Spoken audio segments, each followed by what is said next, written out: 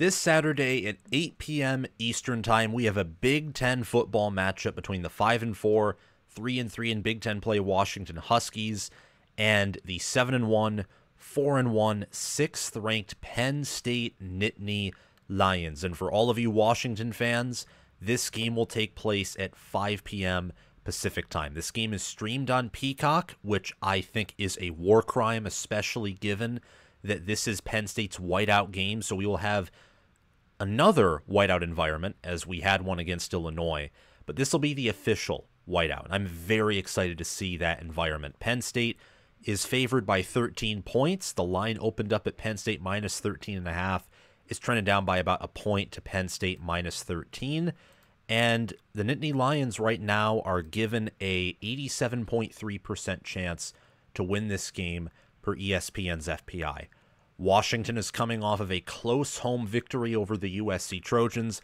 Penn State is coming off of a deflating home loss to the Ohio State Buckeyes, who right now are the favorites to win the national championship. Penn State's playoff hopes, even their national championship hopes, as their players have mentioned, is still in play. But Washington is a tough team, they're a scrappy team, and I think this is going to be a very exciting game. And before we preview this game and I give you my prediction and analysis, I just ask you to subscribe to the channel, to click the notification bell so that you can get notified when we release new college football content on here. Subscribing helps you out because I show up in your feed, you get in-depth analysis, and it helps me out because the more growth we have, the more I earn from YouTube, from the ad payments, and consequently, the more I reinvest into the channel, and we're going to balloon. We're already ballooning right now. This has been the best year for College Football with Sam. I think we're already the best Big Ten football channel on YouTube, and thanks to your help, we are going to become the best college football channel on YouTube. So thank you for your support. Also, share this video around to other college football fans who are looking for in-depth analysis, because I will give that to them. Comment your preview and prediction for this game down in the comment section below, and also like the video to give us some boost in the algorithm, which is also always appreciated and needed. And finally, join our Discord server via the link in the description or down below in the pinned comment, where we talk college football 24/7, especially on Saturdays. And if you want to support the channel monetarily, the link to the Patreon page and the merchandise store in the description or down below in the pinned comment, where you can sign up as a Patreon page member and just support the work I do here, get a shout out at the end. And as for my merchandise store, you get some College Football with Sam clothing or even a College Football with Sam mug, if that's your thing. So thank you for all the support. The stuff that you can do for free is actually the most productive for yourself, obviously, because you don't have to spend anything, and the channel. So I appreciate all that you do. Again, like, share, subscribe, hit the bell, comment, and join our Discord server, because that way you can talk college football with me throughout the week. Let's look at these teams from a broad view, and then dive in and talk about the details later. That's what we always do here, just for clarity. Washington is a good team, and I think what makes them good is they're well coached, they're scrappy, and they have non-negotiables in the position that is the deadliest when it comes to explosive plays, the wide receiver room. And also Jonah Coleman, who's one of the better running backs in the country, is on Washington's roster. You should remember him not just from when we talked about Washington in the preseason, and we, previewed them, talked about them in Big Ten prediction videos, even team-specific videos for the Huskies, but also from Arizona last year, where he had a pretty good season. Jonah Coleman right now is nearing on 1,000 rushing yards. He'll definitely break that this year. Will Rogers is over 2,000 passing yards, and he has just over a 3-to-1 TD-INT ratio. And Denzel Boston will probably pass 1,000 receiving yards. Washington's very good in the skill positions, and Steve Belichick has shown himself to be a competent defensive coordinator. More than competent, Washington's defense leads the nation, and by leads the nation, I don't mean number one, because that's very rare for a defense to be number one in multiple statistical categories, unless they're generational. What I mean by that is he's toward the top of the food chain in multiple defensive categories for Washington, and that's very impressive. This Washington defense may be better than last year's Washington defense, despite having a ton of new portal additions and losing a lot of starters from last season. As for Penn State, their non-negotiables are almost exclusively on defense, with the exception of, I would say, Tyler Warren and Nicholas Singleton. Singleton for his receiving ability, in addition to his explosive playmaking capability at running back. Tyler Warren, because he can do everything on offense, and Penn State's defense is one of the best nationally. But looking at these teams, the power ratings tell you that Penn State's better.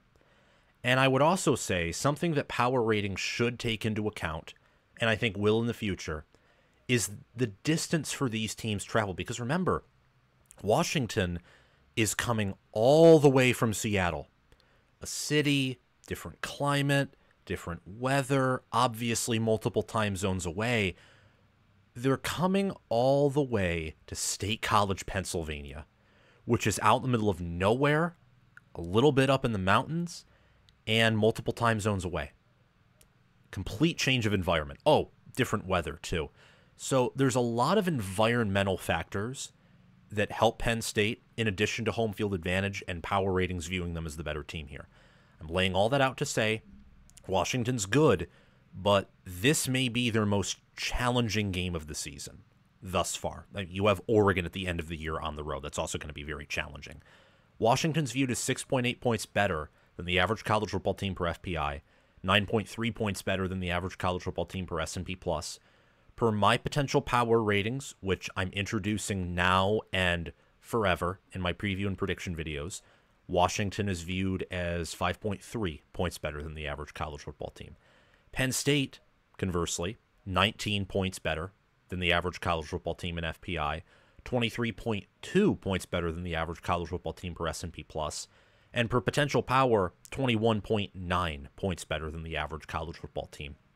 So Penn State is, I think, 11th in FPI, and they're easily top 10 in S&P Plus and potential power. They're actually top 5 in potential power.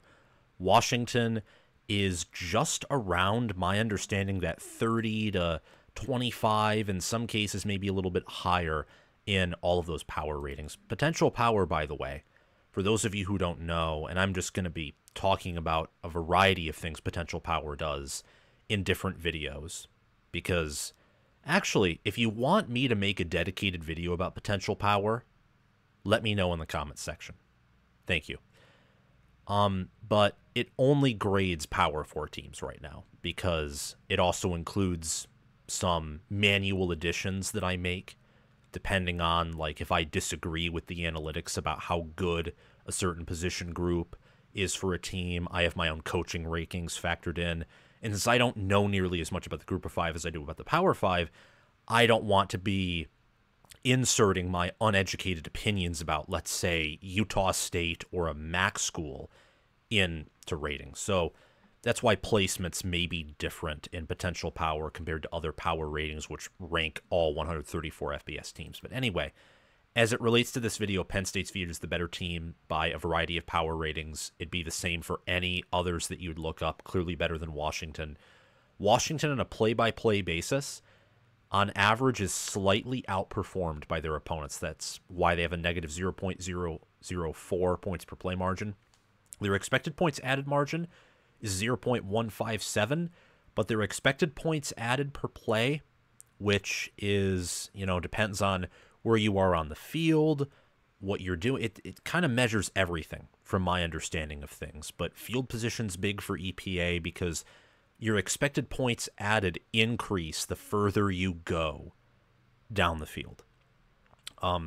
Oftentimes, Washington does a good job of getting down the field. They just don't get points out of it. They're not efficient whatsoever when it comes to scoring in the red zone, when it comes to finishing. And I think that they're a team that's well coached. They just don't yet have the players everywhere to make things work. But I think their future's pretty bright. You look at Penn State, they have a points per play margin of 0.194. On an average basis, on a play-by-play basis, they beat their opponents. And they beat them handily. They don't dominate them like how Indiana does or Ohio State does, or now what Oregon's beginning to do, and what they didn't do that at the beginning of the year, but right now they're owning people on a play-by-play basis. But Penn State's still pretty good. And their expected points added margin is also very respectable at a 0.212. And then finally, you look at the strength of schedule for these teams, they're basically identical. Washington with the 30th best strength of schedule, Penn State with the 28th best strength of schedule. The difference here is in game control. And game control is just opponent, strength of schedule, whatever, adjusted dominance. And Washington's 46th, right around that Michigan caliber of game control. Penn State's 20th, which is concerning if you're a Penn State fan, because that means you've been overrated for basically the entire season. I was very high on Penn State before the Ohio State game. That's why I picked them to beat OSU. But after that loss and watching them, I'm beginning to wonder if this team is a little bit inflated by the schedule that they have, because they haven't exactly owned almost anyone left and right outside of West Virginia in week 1, Kent State, and a little bit of Illinois, but they didn't do it via scoreboard, and that's the most important point of dominance. If you're statistically dominating an opponent, but you can't do that via the scoreboard, the statistical dominance you put up maybe on the season is not useless because it's indicative that you have a lot of potential, but in that game it is useless because at the end of the day, as I think Paul Christ said, and I'm probably paraphrasing here, college football is just about scoring more points than your opponent does. It really, the concept of winning a football game is that simple. What's complex is how you get there. But Penn State's the better team than Washington. So Washington, if they want to pull off the upset here because they are double-digit underdogs, what they're going to have to do, I think, is they're going to have to keep this Penn State defense honest. And how will they do that? They will do that through their strength on offense, which is the passing attack. Because Penn State, even against Ohio State, and Ohio State averaged more than 4 yards per carry on them. But you watch that game, and it was a lot of speed option stuff, some Will Howard runs, and really a ton of creativity from Chip Kelly, and a good performance by the offensive line that kept Penn State honest on the ground. Whenever Ohio State just ran up the middle outside of that final drive, it almost always ended in just a 1 or 2 yard gain, or sometimes a TFL. They were not very good at running up the middle, but what they did, they used speed options, they gained outside leverage. It's something that I studied on film and I noticed is that, my goodness, like against USC, Penn State really struggled with outside leverage. They really, really struggled. And I didn't release a deep dive like I wanted to for the Ohio State-Penn State game, but in the deep dive, I was going to shorten my predicted margin of victory in favor of the Buckeyes. I picked Penn State by double digits. My redrawn prediction probably would have been Penn State by a touchdown because Ohio State's so athletic and they have enough of a competent coaching staff to where they're going to see that weakness of outside leverage and at least exploit it in some way. Well, they did that against Penn State, and USC did that, and other schools have done that. Penn State just beat the other schools because they have a better roster and a better assistant coaching pool than all the schools they've played outside of Ohio State. And while I think they may not have a better assistant coaching pool than USC, they certainly have the better roster, and I'm really beginning to question Lincoln Riley as a head coach, as I think everyone is. But I'm saying that to say Washington needs to use their wide receivers. They need to get Jonah Coleman on the outside, maybe use some jet sweeps, use some passes to the outside, screens if their O-line can handle it, and they need to gain outside leverage. They have to. Because if they don't, what Penn State's very good at, is gaining inside leverage and just killing you D-line to O-line. If your O-line's not creative, their D-line they'll push you around. They have the depth at D-tackle. They have the upside at D-end. They have the linebackers. It's a very good defense. So that's the matchup here, is can Will Rogers stay calm in the pocket? When you don't pressure Will Rogers, he does things to you, and he makes you pay. And Denzel Boston and Giles Jackson are some of the Big Ten's better wide receivers this season. They're going up against A.J. Harris, who's a great corner. They're going up against Jalen Reed, Zakee Wheatley, Jalen Kimber, Cam Miller, a secondary that's filled with experience, it's filled with upside, but does have some points of weakness that can be exploited if Washington plays their cards correctly. These teams overall, you look at Washington here and what they have done throughout the season. I'm impressed with how they're able to get down the field. I expect them in this game to actually put up some yards against Penn State. I do, regardless of whether they win or lose. Washington in this game will probably put up anywhere from 200 to 300, maybe even crossing the 300-yard mark. That wouldn't shock me at all. They've done a very good job of driving in between the 20s. Take Indiana, for example. Indiana hasn't played much of anyone, but their defense is so statistically good, and on film, they're so fundamentally sound that you know they have a good defense. And they're trending, in ESPN's efficiency metrics, they're rapidly trending up in defensive efficiency. Washington was able to drive up and down the field on them. The problem is they couldn't finish in the red zone. You see this where Washington in total offense is 35th in yards per game, 28th in yards per play. They average 6.2 yards per play. It's only 0.6 less yards per play or fewer yards per play than Penn State's 6.8 yards per play, which is 11th. But then they're 98th in points per game, only averaging 22.1. And Penn State's offense is actually kind of similar. They easily drive in between the 20s. They fail to execute in the red zone, but it's not nearly by the same margin that Washington fails to execute. Penn State's red zone scoring percentage is an 87.88%, which is 46th. I think their performance against Ohio State in the red zone was kind of an anomaly, honestly. That game's played similarly on a different day. Penn State probably gets a field goal or a touchdown on one of those failed red zone drives that ended in, the goal line stand or the Igbinosun interception. They're 46th there. Washington is 111th in red zone scoring percentage, 77.42%. That has to go up if Washington wants to win, because Penn State has done a very good job, not of scoring touchdowns in the red zone, but at least getting field goals in the red zone, especially as the season has progressed and they found their kicker, Ryan Barker. And they're going to, I think they're going to score against an opponent like Washington, because Washington doesn't have the talent that Ohio State does. They don't have the coaches that Ohio State does. They don't have the upside or the depth. And Penn State's going to be angry after that Ohio State game. I expect them to actually put on a better performance against Washington than they did against Ohio State. I thought they were a little bit too emotional against Ohio State. It cost them early. It cost them on the final drive when they gave up. I think they'll come out angry here. So what Washington needs to do is they need to utilize their 8 yards per pass attempt, which is 26th, and their 11.2 yards per completion, because they'll take whatever they can get, and they complete over 70% of their throws. They need to utilize that and methodically march down the field, control the game a bit, mix in Jonah Coleman, who's been an effective running back, protect Will Rogers. They're averaging 2 sacks given up per game right now. Can't do that against Abdul Carter, against Devon J. Thomas, against Denai Dennis Sutton, Zane Durant, who's been an awesome defensive tackle, Alonzo Ford Jr., Amin Vanover. You can't do that in this game if you're Washington. If you do, if you give up what you've been giving up on the ground in terms of sacks, Penn State will get 3, 4, or 5 sacks, maybe double-digit TFLs, and it will be ugly. It will be Washington's worst loss that they've incurred in terms of dominance throughout the whole season. And that won't bode well for Oregon, because Oregon's better than Penn State.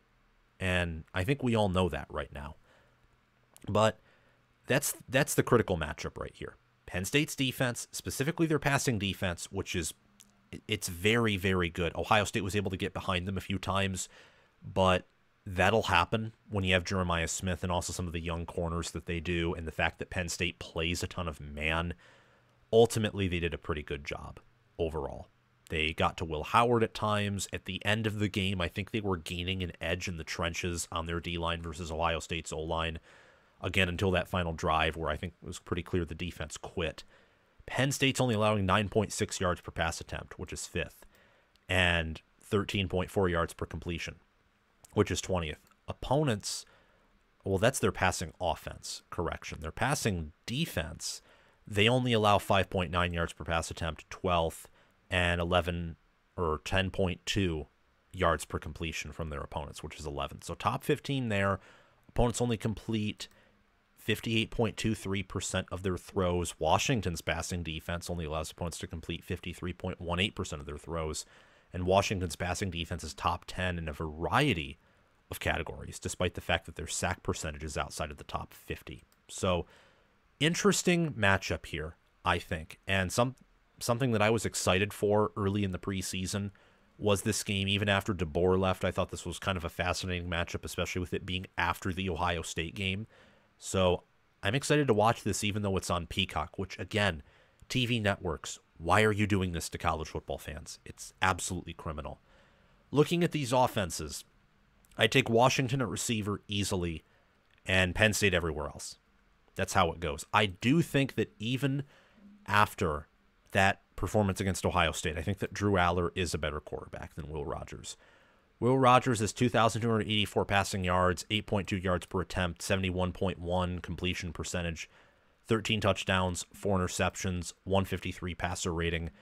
Aller, 1,786 passing yards, completes 70.1% of his throws, 9.7 yards per attempt, 12 touchdowns, 5 interceptions, 167.7 passer rating. You look at QBR here, Drew Aller had a horrific game against Ohio State in QBR. He still has a 78.2 QBR, which is 18th. Will Rogers on the season, his QBR is not even top 50. He has a 60.1 QBR, which is 61st nationally. You look at these running back rooms, Jonah Coleman's really good. 889 rushing yards, 141 carries, 7 rushing touchdowns, 6.3 yards per carry. Cameron Davis is 4.3 yards per carry. Adam Muhammad is 6.4 yards per carry, and Davis and Muhammad both have 100 rushing yards at the bare minimum or more. They have a good rushing offense, I think. But you look at Penn State's, and Nicholas Singleton, 498 rushing yards, 3 rushing touchdowns, 6.1 yards per carry. Katron Allen, 536 rushing yards, 4.7 yards per carry, and 4 rushing touchdowns. I do think that Penn State has the better rushing offense, and I think it's not just because of their better offensive line. I like their depth at running back.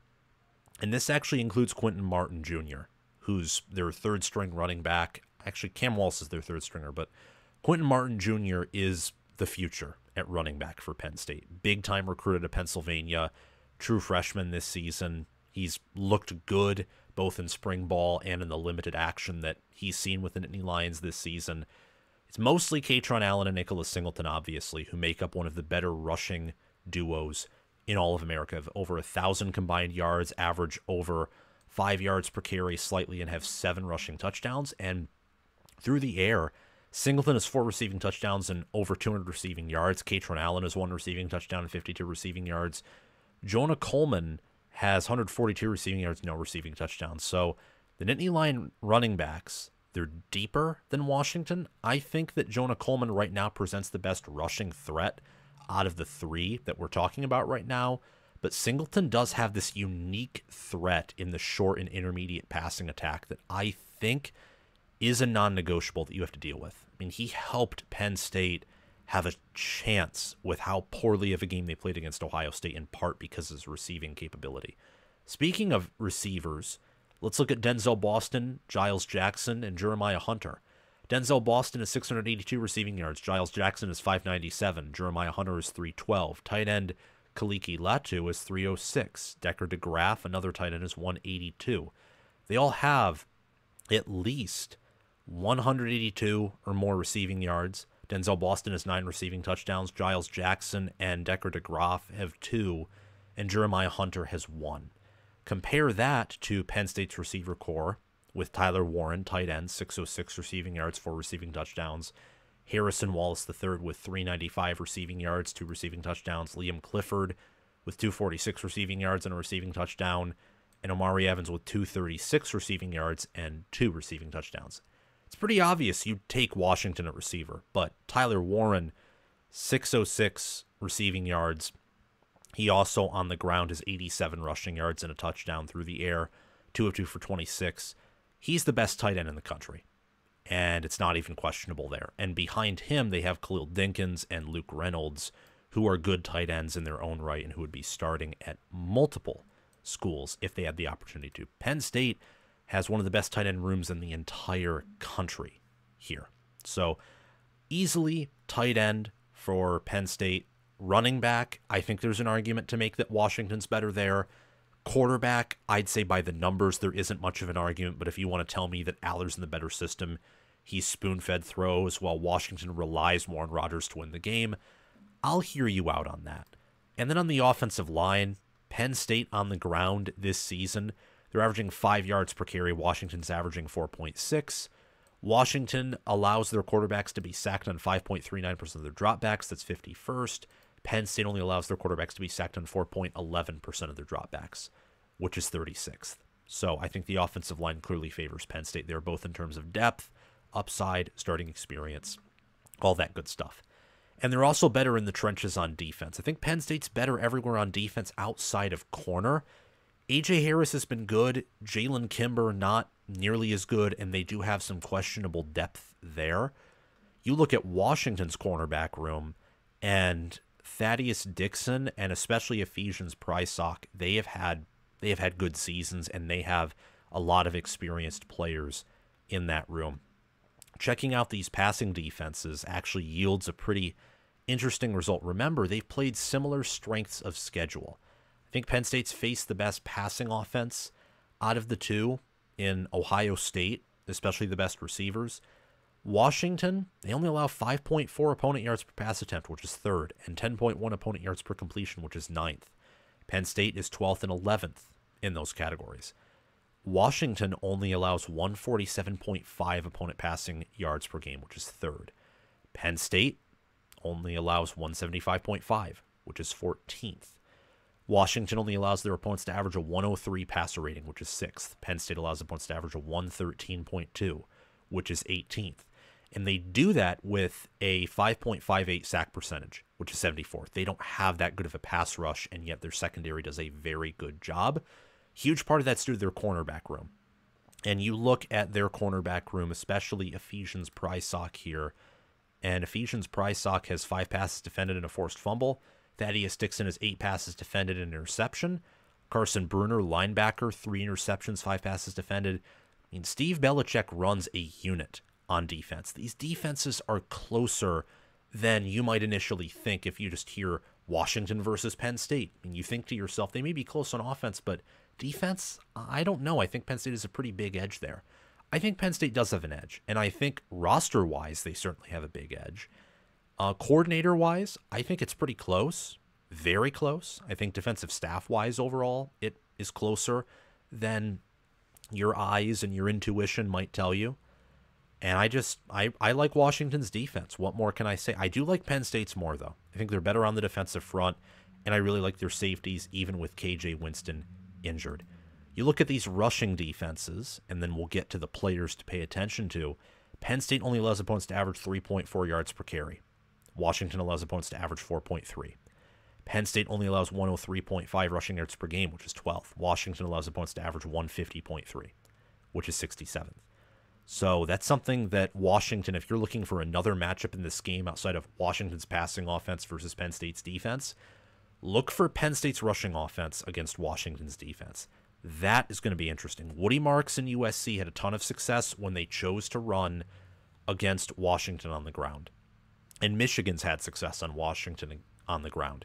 And Penn State is the best team that Washington has played all season long.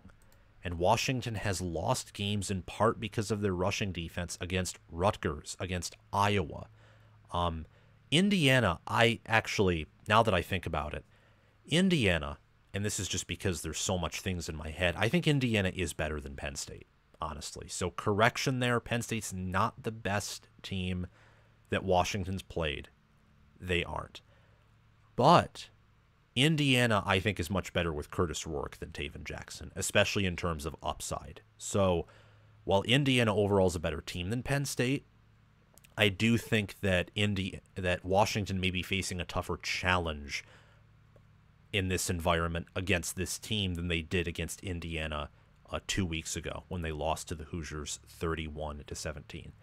And yes, that is an opinion of mine that I do think Indiana overall is better than Penn State. I just wanted to make that correction because when I said that Penn State's the best team that Washington's played all season long, I thought to myself, I think you're missing something. So I'm glad I went back and saw, Indiana. Yeah, Indiana overall is better, but I think Indiana with Taven Jackson and how they played in that game is not as good of a team as what Penn State will probably bring in this matchup. It's the whiteout game. They'll probably play one of their best games of the season here because of the reaction to the Ohio State loss and the environment. And also, this is longer travel for Washington than their game against Indiana. And they're having it only 2 weeks after that Indiana game. So I wonder what'll happen here. But I take Washington at corner. I take Penn State everywhere else on defense. For Penn State, look out for Abdul Carter. Abdul Carter has 6 sacks on the year, 3 passes defended, and a forced fumble.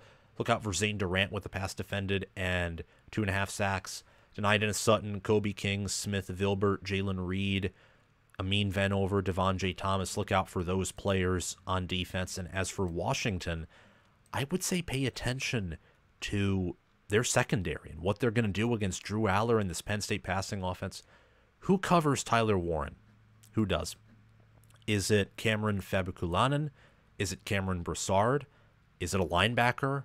Is it a corner? I mean, who does Steve Belichick put on Tyler Warren? Do they double team him like Ohio State did?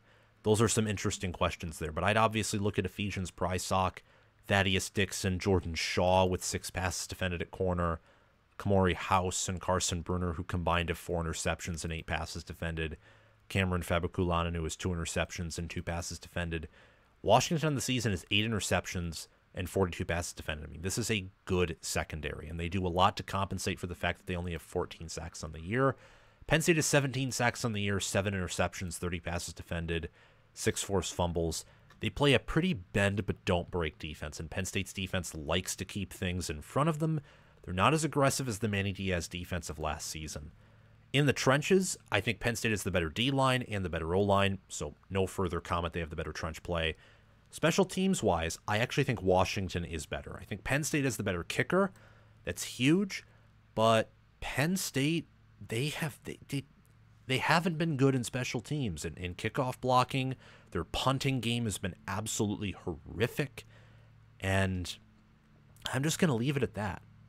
Ryan Barker is really the only bright spot on their special teams unit. So maybe because of how important kicker is, there's an argument that Penn State is better special teams, but ESPN's efficiency will tell you Washington is the more efficient special teams unit. So I'm going with that. As for coaching, I do think that Jed Fish is a slightly better head coach than James Franklin. And especially when you look in terms of game management solely, which is what matters most in a coaching edge like this, where we're talking about how they're going to face off against each other, not just how they do with their overall programs. I think that Jed Fish is the better head coach. But I do think that Penn State is the better offensive staff. I think they have the better defensive staff. And I think they're better at strength and conditioning. So it's interesting. It's very interesting because I imagine that Washington, whose offensive staff is pretty close to Penn State's, and who has a head coach in Jed Fish who's known for drawing things up, good game plans. I'm interested to see how they'll attack this. Ultimately, I think that Penn State will win, though. And I think they'll win fairly convincingly. I think it will look like the Penn State-Illinois game earlier in the year, 21-7. I just have it 31-10 because I think Washington will score more points and be more effective than the Illinois offense because they have better pass protection, and I think they're a better offense overall. But Penn State's found their kicker, so they can take field goals, unlike against Illinois where they couldn't take field goals at all. And I also think that Penn State's going to come out angry. So I have Penn State covering the 13-point spread, winning 31-10. If you're Penn State, you need this win, and I'd say you kind of need to win it big.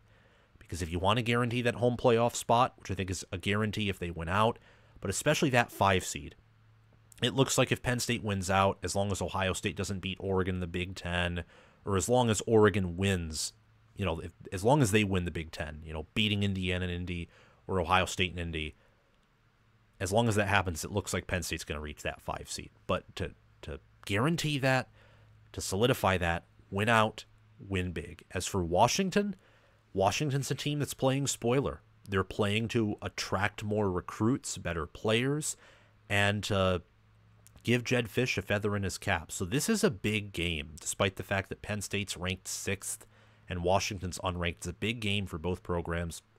I just think that Penn State is the better roster. They have the better coordinators. They have a massive home field advantage and also a massive environmental advantage. And it's going to be a bit of a change for Washington to play in an environment like this. So Penn State wins big, 31-10.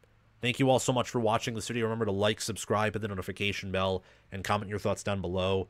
Thanks to Crash2488, Brasco Rascal, and Connor Little OH for being Heisman members. Thanks to Chris Lane, Ismar, and Tyler Knight for being All-American members. And thanks to John Lynn, Roaming Gnome, Matthew Sale, Austin Christmas, Joshua Jorgensen, and Will Loftus for being all-conference members. Have a great day, everyone. Make sure to check out my merchandise store, Patreon page, and Discord server via the link in the description or down below in the pinned comment. Go Huskies, and go Nittany Lions.